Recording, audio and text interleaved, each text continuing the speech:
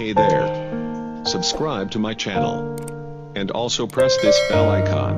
आपका पहला सवाल मारूति हालात का इदराक क्या था, दूसरा चीन की पॉलिसी को आप क्या देखते हैं, और तीसरा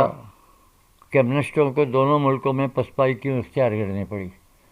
ये तीनों सवालात एक दूसरे से मुंसलिक हैं, मिले हुए हैं, और एक की बात बतलाने से या उस पर आपको ज़िक्र करने से, उसका तज़किरा करने से दूसरे उसके साथ वो होंगे, इसलिए मैं आपको उसकी एक तरतीब से जवाब दूंगा। बर्रे सगीर की आज़ादी के बाद और हिंदुस्तान में और पाकिस्तान में उसके जो नताइज हुए, उसके आलमी पैमाने पर और आलमी कम्युनिस्ट तहरीक पर भी उसके भरपूर असरात पड़े, और उसी असरात के नतीजे में जो आज़ादी के दौरान, जंग अज़ीम के दौरान में जो हालात पैदा हुए, वही जो है वो आपको दो मुल्कों की में बाएं बाजू की पसपाई से उसका ताल्लुक़ पैदा हुआ। तीसरी बात यह है, तीसरे सवाल का भी इससे मुंसलिक होना यूँ है कि कम्युनिस्ट तहरीक को आप पसपाई जो कहते हैं, तो उसका इन चीज़ों से जो मुताल्लिक़ होना है वो रूस और चीन, इन दोनों का उस दूसरी जंग अज़ीम के दौरान में जो ताल्लुक़ था उससे वो भी जुड़े हुए हैं। तो सबसे पहले मैं इसके जवाब में आपको चीन का थोड़ा सा पस मंज़र आपको बतलाऊँगा। चीन में हमने जब से अपना शऊर संभाला या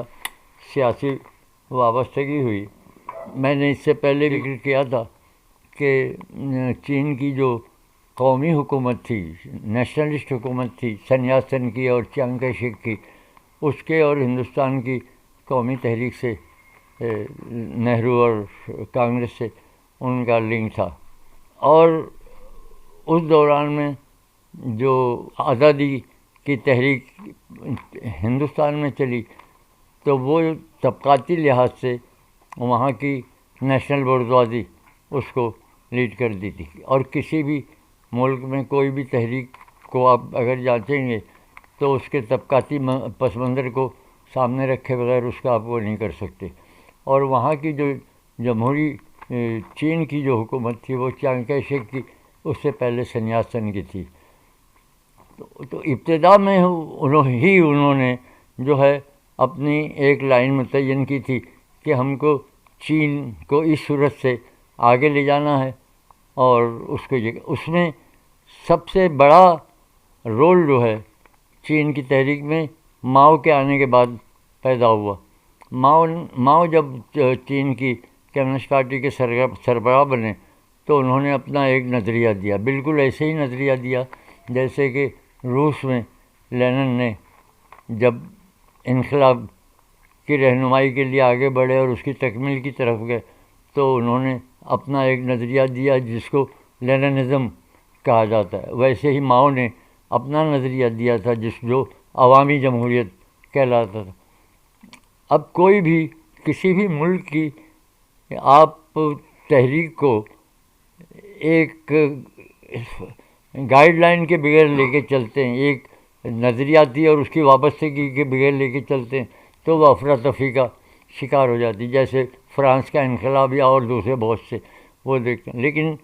रूस का जो इनकलाब था वो बाकायदा एक मुनज़्ज़म पार्टी और एक मुनज़्ज़म नज़रिए और एक मुनज़्ज़म फ़लसफ़े के तहत वो था। तो अब वो मार्क्सिज़म का जो नज़रिया था अपना कि कम्युनिस्ट इनकलाब का या प्रोलेटारियों की बालादस्ती का, उसको उन्होंने लेनिन ने तरमीम की थी। और उसमें लेनिनिज़्म की बुनियादी बातों में ये था कि वहाँ के आम किसानों को भी साथ लेंगे और कौमी आज़ादी रशिया की जो थी उनको भी साथ लेके चलेंगे। और उन्होंने अपने इनकलाब की तकमील की, और वो प्रोलेटारी इनकलाब जो मज़दूरों की लीडरशिप में होता था वो उन्होंने पंचायती सोवियत के नाम से वो किया। जब वो یہ بات کرنے کا مقصد یہ ہے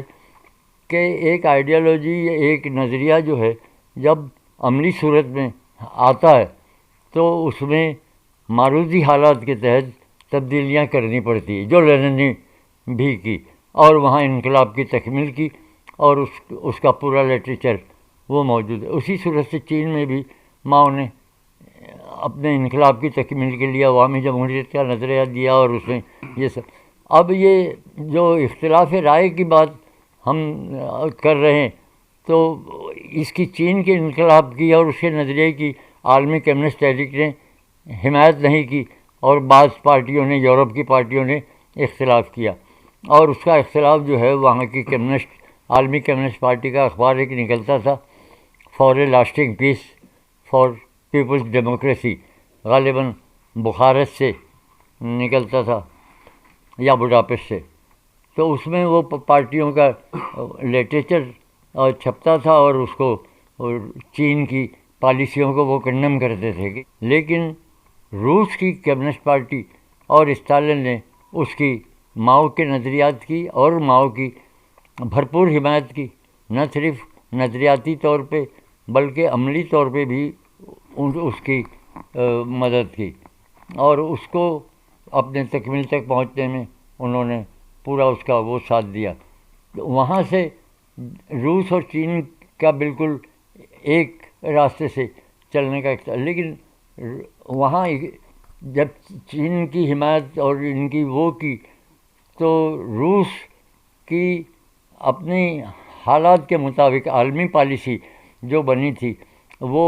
یہ تھی کہ جہاں بھی، جس ملک میں بھی جو بھی ترقی پسند تحریک جس کی بھی لیڈرشپ میں آگے بڑھے اس کو سپورٹ کی جائے۔ تو جو ایشیا کے دو بڑے، ایک انڈیا بر صغیر اور ایک چین تھا، تو چین میں ایک طرف وہ کمیونسٹ پارٹی کو سپورٹ کر رہا تھا، دوسری طرف انڈیا میں قومی بورژوا لیڈرشپ کی رہنمائی میں جمہوری تحریک چل رہی تھی، نہرو اور ان کی گاندھی کی، اس میں اس کو وہ روس سپورٹ کر رہا تھا۔ لیکن نظریاتی طور پہ دونوں الگ الگ تھے۔ وہ جمہوری طریقے سے ایک تبدیلی لانا چاہ رہی تھی، انڈیا کی نیشنل کانگریس، اور روس ان کا حامی تھا، اور وہ ایک دوسرے انقلاب کے ذریعے، اور اس انقلاب میں سب سے معاون بنی چین کے اس انقلاب میں ماؤ کی پالیسیوں کی۔ جاپان نے جب چین کے اوپر حملہ کیا، اس حملے میں پھر چین کی کمیونسٹ پارٹی مضبوط بنی، انہوں نے اپنی ایک فوجی طاقت بنائی، اور اس سے وہ انقلاب جو صرف مزدور کسان کا تھا اس نے ایک عسکری صورت بھی اختیار کر لی۔ اب صورت یہ بنی کہ اس موقع سے فائدہ اٹھا کر چین کی کمیونسٹ پارٹی نے یہ سوچا کہ ہم یہاں شہروں میں کسان انقلاب، مزدور انقلاب، اس سے بہتر یہ ہے کہ ہم اپنے فوج کو مجسمہ کر کے، تو لانگ مارچ جو تھا وہ اسی سلسلے کی ایک مضبوط کڑی تھی کہ انہوں نے اپنی فوجی طاقت کو لے کے ایک ایسے علاقے کی طرف جانے کے لیے لانگ مارچ کیا کہ جہاں پیچھے سوویت یونین ہو، یہاں سے اس کو فوجی، مالی اور دوسری ساری معاونت حاصل ہو، اور وہ چاہے جتنے لوگ مرے، چاہے آدھے رہ گئے، لیکن وہ وہاں جانا ان کے لیے فائدہ مند نہیں ہوا کہ اس لانگ مارچ کرنے سے، اس سرحد پہ پہنچنے سے وہاں سے ان کو فوجی تربیت ملی، اور پھر وہ فوجی اعتبار سے وہ علاقوں پہ قابض ہوتے چلے گئے۔ اب ہماری جو ہم آپ سے اس کی بات کر رہے ہیں، تو اس میں یہ بنیادی سبب جو تھا وہ دونوں ملکوں کی، بر صغیر کے دو بڑے ملک جو 20ویں صدی میں اپنے انقلاب کی تکمیل پہ جا رہے تھے، ایک تو یہ ہندوستان میں جمہوری انقلاب تھا، بورژوا جمہوری انقلاب تھا، اور چین کی پارٹی ایک کمیونسٹ انقلاب کی طرف بڑھ رہی تھی۔ تو دونوں کا طریقہ کار اور حکمت عملی بالکل الگ الگ تھی، اور وہی آگے جا کے اس نے یہ صورتحال پیدا کی جو دونوں ملکوں کا اور عالمی کمیونسٹ تحریک پہ بھی وہ اثر انداز ہوئی۔ چین جب دوسری جنگ عظیم میں چین باقاعدہ اپنے انقلاب کی تکمیل کی طرف پہنچ رہا تھا، یعنی علاقے اس کے کمیونسٹ پارٹی کے قبضے میں آتے جا رہے تھے، تو ہندوستان کی جو ہے نیشنل کانگریس جو ہے وہ اپنی قومی جمہوری انقلاب کی طرف، اور یہاں ہندوستان میں 46 میں عارضی حکومت بنی جس کا نہرو سربراہ تھا، اور وہاں وہ ایک علاقوں پہ قبضہ کر کے اور ایک کمیونسٹ حکومت کا اعلان کرتے چلے جا رہے تھے۔ اب چین کے ساتھ جو پالیسیوں کا اختلاف تھا وہ اپنی جگہ تھا۔ چین کی لیڈرشپ جو تھی ایک آئیڈیالوجی کے ساتھ، ایک نظریے کے ساتھ منظم آگے بڑھ رہی تھی، اور ہندوستان کی لیڈرشپ جو تھی وہ نہرو اور ان کی اس میں لیڈرشپ میں بڑھ رہی تھی۔ اس میں اب جو آپ کا یہ سوال بھارت کے اور اس کے معروضی حالات اور کمیونسٹوں کو بھارت میں دونوں میں مار کیوں پڑی، اس کا بنیادی سبب یہ تھا کہ چین نے جب اپنے انقلاب کی تکمیل کی طرف جا رہا تھا تو ہندوستان کی جو کمیونسٹ پارٹی تھی بر صغیر، اس وقت پاکستان سمیت دونوں کی پارٹی پر اس نے اپنی نظریاتی اور وہ لاگو کرنے کی کوشش کی۔ اس وقت یہ تھا کہ ہندوستان کی کمیونسٹ پارٹی میں ایک دراڑ پڑی، اور دراڑ پڑنے کا مطلب یہ تھا کہ وہ لوگ جو یہ سمجھتے تھے کہ ہم جمہوری طریقے سے یہاں انقلاب کر لیں گے، اور اس وقت کمیونسٹ پارٹی کے سربراہ پی سی جوشی تھے، تو وہ کانگریس سے بھرپور تعاون کر رہے تھے، اور دوسری طرف وہ مسلم لیگ سے بھی تعاون کر رہے تھے کہ انگریز کسی صورت سے یہاں نکلے اور یہ جائے۔ اب یہاں تو یہ صورتحال تھی، اور چین جو ہے یہ ان سے کہہ رہا تھا بر صغیر کی لیڈرشپ سے اپنے مضامین کے ذریعے، اپنے سرکولر کے ذریعے، کہ نہرو جو ہے یہ چیانگ کائی شیک کی دوسری شکل ہے، جو ہم نے نیاز حیدر کی شاعری میں، دوسری شاعری میں، کہ اس کا ذکر بھی ہندوستانی کمیونسٹوں نے کیا کہ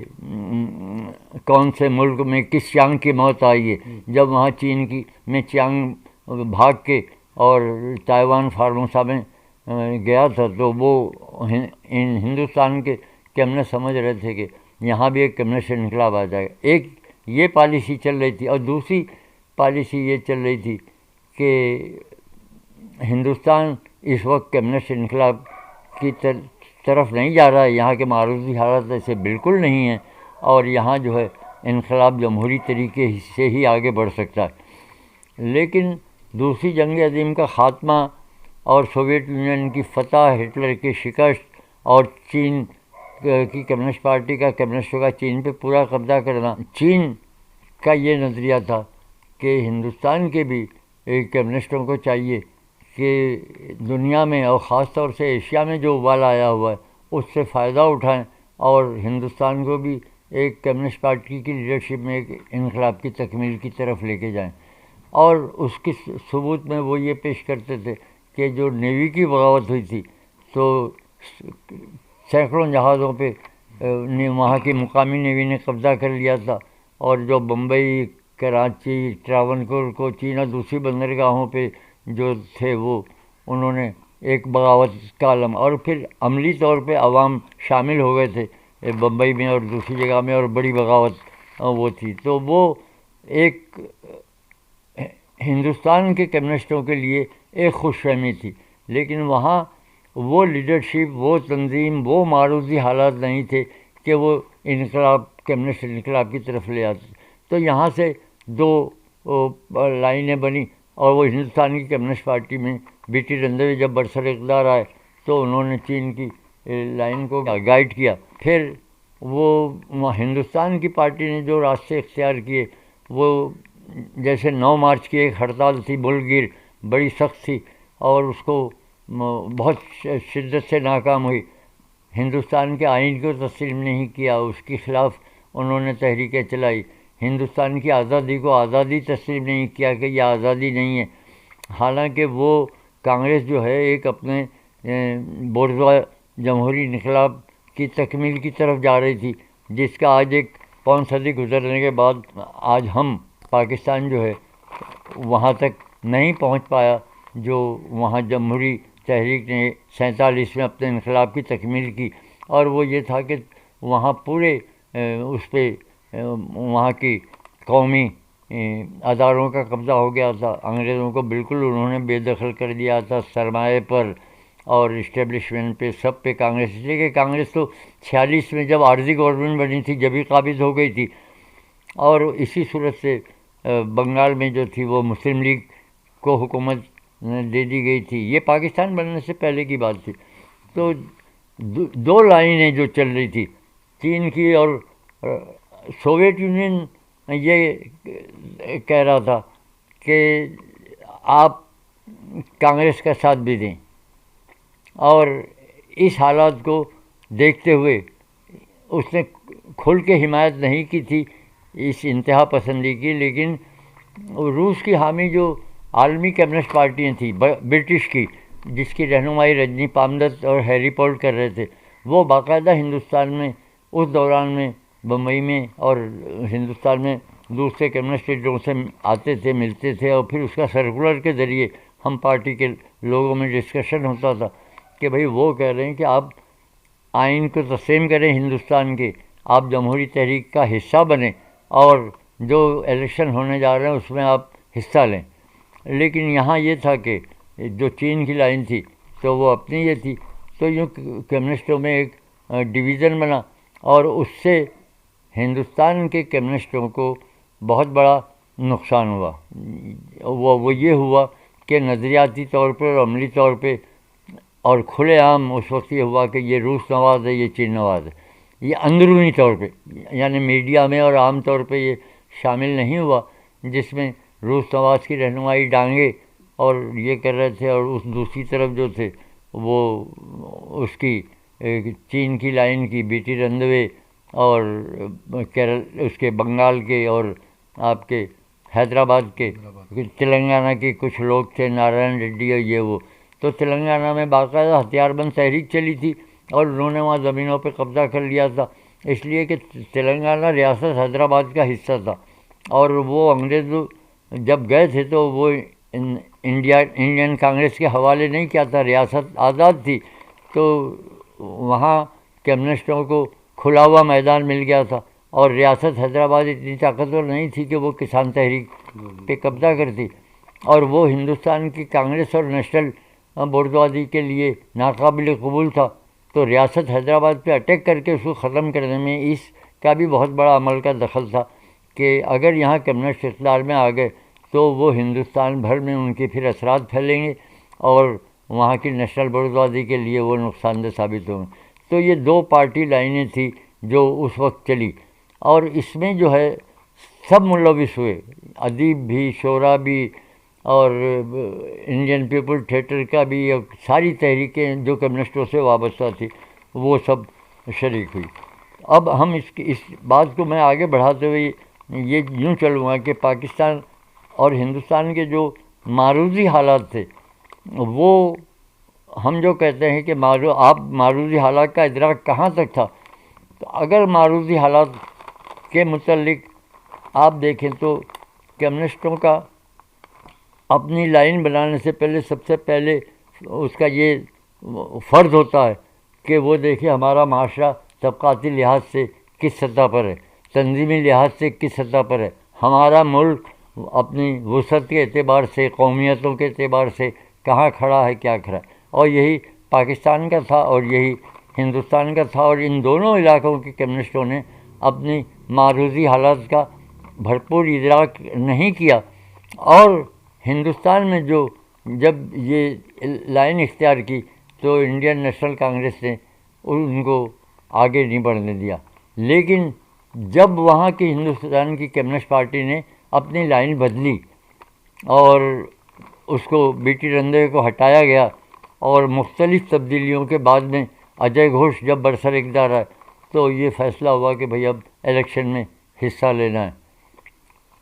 تلنگانہ کی تحریک کو واپس لیا گیا، اور ہتھیار کے ذریعے اقتدار پہ قبضہ کرنے کے بجائے الیکشن کے ذریعے جمہوری طریقے سے اقتدار پہ قبضہ کرنے کی بات آئی.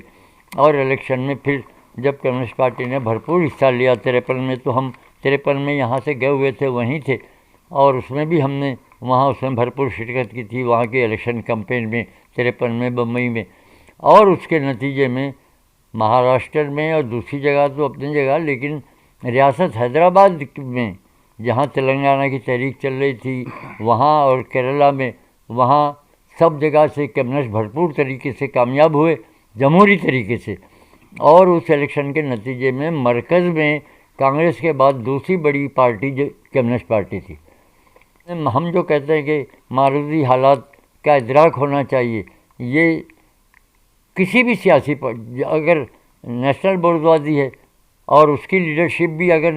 قومی جمہوری انقلاب کی بھی تکمیل اگر کمیونسٹوں کے ہاتھ میں ہے، تو جب تک ان کا معروضی ادراک نہیں ہوگا تو ایک کمیونسٹ انقلاب تو دور کی بات ہے، آپ قومی جمہوری انقلاب کی بھی تکمیل نہیں کر سکتے، اور یہ پاکستان کے حالات اس بات کا ثبوت ہیں۔ اب میں آؤں گا آپ کے پاکستان کے مشرقی پاکستان کی حالات کی طرف۔ جب پاکستان بنا تو حالات کیا تھے یہاں کے؟ پاکستان بننے کے معنی ہے کہ پاکستان کے عوام کی اکثریت کہاں تھی؟ مشرقی پاکستان میں تھی۔ دوسری بات یہ کہ پاکستان بننے سے پہلے مسلم لیگ کی حکومت کہاں تھی؟ بنگال میں تھی۔ اب سوال یہ ہے کہ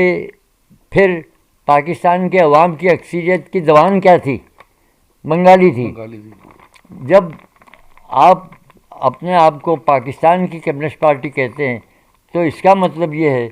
کہ آپ اکثریت کو اور وہاں کے معروضی حالات کو نظر انداز کر کے، اور آپ یہ نہیں کہہ سکتے کہ آپ کو یہاں کے حالات کا پورا ادراک ہے۔ وہاں کے بنگال کے بائیں بازو کے لوگ تھے، وہ چونکہ ایک پولیٹیکل سسٹم تھا، ایک جمہوری جدوجہد تھی، پہلے جمہوری طریقے سے وہاں مسلم لیگ برسر اقتدار آئی تھی،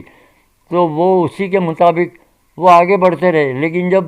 47 میں ڈویژن ہوا تو سہروردی اور ان کا اختلاف جو ہے یہاں کی مغربی پاکستان کی لیڈرشپ سے بالکل کھل کے سامنے آیا، اور وہ انہوں نے یہ کوشش کی کہ بنگال چونکہ اکثریت میں ہے اور وہاں کے عوام کی بھی اکثریت ہے، زبان کی بھی، تو اس کو آپ 40 کی قرارداد کے مطابق آپ اس کو ایک اپنا الگ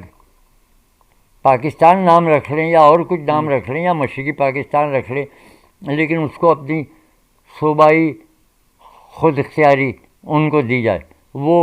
یہاں کے اسٹیبلشمنٹ۔ اس لیے کہ انگریزوں نے جو یہاں سے جانے کی بات کی تھی تو ان کا بنیادی مقصد یہی تھا کہ اس خطے کو، مغربی پاکستان کے خطے کو، اور اس کو جو ہے یہاں کی اسٹیبلشمنٹ فوج کے حوالے کیا جائے تاکہ آنے والے دور میں ان کے مقاصد کی تکمیل ہو سکے۔ تو انہوں نے وہاں مشرقی پاکستان میں سب سے پہلے تو زبان کا وہ تنازع کھڑا کیا کہ یہ نہیں ہوگا۔ دوسرے یہ کہ وہاں جو فسادات ہو رہے تھے، یہ ہو رہے تھے، تو سہروردی گاندھی کو لے کے پورے بنگال کا دورہ کر رہے تھے کہ فسادات ختم ہو، امن ہو اور یہ ہو، تو اس کو یہاں کی مغربی پاکستان کی لیڈرشپ نے کہا کہ یہ غدار ہے اور یہ وہاں انڈیا سے ملا ہوا ہے۔ تو یہ صورتحال کے ساتھ میں جو ہے بنگال جو ہے اپنی ایک پالیسی شروع سے ہی وہ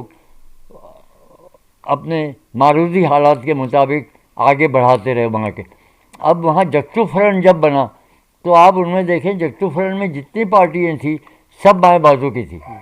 وہ چاہے محمود علی کی گنتنتر دل ہو یا فضل الحق کی کرشک سرامک پارٹی ہو یا عوامی لیگ ہو، یہ جو کچھ ان سب نے مل کے جو ان کے مطالبے رکھے، وہ مطالبے مشرقی پاکستان کی قومی زبان کے بارے میں تھے اور وہاں کی قومی معاشی حالات کو اپنے اس میں دسترس بنا، اور انہوں نے وہاں سے مسلم لیگ کا ٹوٹل صفایا کر دیا،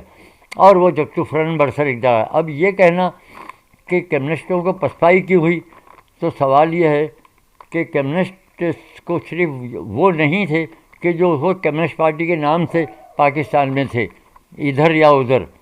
کمیونسٹ وہ لوگ تھے جو وہاں کے معروضی حالات کا ادراک کر کے وہاں کی قومی خود اختیاری کی تحریک کو سپورٹ کرتے ہوئے انہوں نے جگتو فرنٹ کو جتوایا۔ لیکن بین الاقوامی طور پہ ہر چیز ایک دوسرے سے جڑی ہوئی ہے، اور اس میں یہ آپ ان چیزوں کو یہ نظر انداز نہیں کر سکتے کہ صرف مقامی اسٹیبلشمنٹ ہی جو ہے وہ اثر انداز ہوگی اور کسی بھی انقلابی تبدیلی کو پیچھے لے جائے گی. جو عالمی سامراجی طاقتیں ہیں اور سرمایہ داروں کی سپورٹر ہے، وہ ایک چھوٹی سی تبدیلی بھی گوارا نہیں کرتے جو ان کے مفاد سے مخالفت میں جائے. یہ تو آپ نے کمیونسٹوں کی بات بتائی یا بائیں بازو کی. جی تو اس وقت جو وہاں مسلم لوگ تھے یا مسلم تحریکیں چل رہی تھی، ان کا کیا رد عمل تھا بٹوارے پہ؟ مسلمانوں کی تحریک تو یہ صورتحال تھی بمبئی میں کہ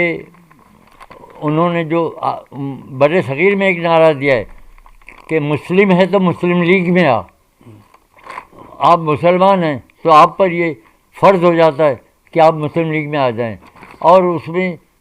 عملی طور پہ میں آپ کو ایک مثال دوں کہ وہاں ہر سال ایک جلوس نکلتا ہے عید میلاد کا، اور وہ جلوس نکلتا ہے خلافت ہاؤس سے، اور اس کی رہنمائی کرتے تھے وہاں زاہد خان صاحب، شوکت علی زاہد علی ایک تھے. خلافت ہاؤس ایک عمارت تھی جہاں خلافت تحریک کی جگہ تھی، اور خلافت نام سے پرچہ بھی نکلتا تھا، اور وہ جلوس عید میلاد کے دن نکلتا تھا، اور اس میں مسلمانوں کے سیاسی سلوگن بھی لگتے تھے، مذہبی سلوگن بھی رکھتے تھے، اور ساری چیزیں تھیں. جب وہ بھنڈی بازار سے گزر رہا تھا، ہم ساتھ تھے اس کے،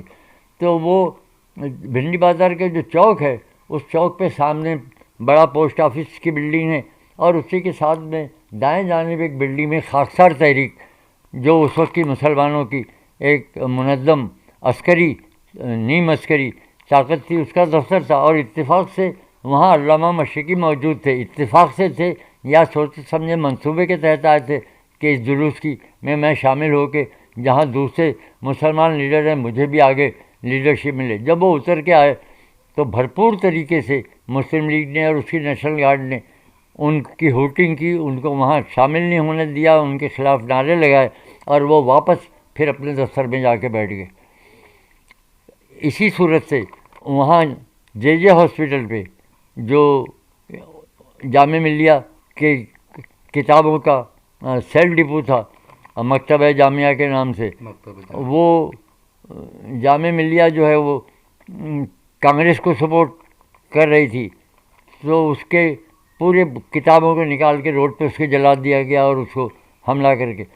تو مسلم لیگ جو ہے ایک دم جارحانہ انداز میں کسی کو بھی، یہ بالکل ایسے ہی ہوا تھا جیسے کہ کراچی میں جب ہم دیکھتے تھے کہ یہ اسٹیبلشمنٹ نے الطاف کو کھڑا کیا، تو وہ سوائے اس کے کہ جو الطاف جو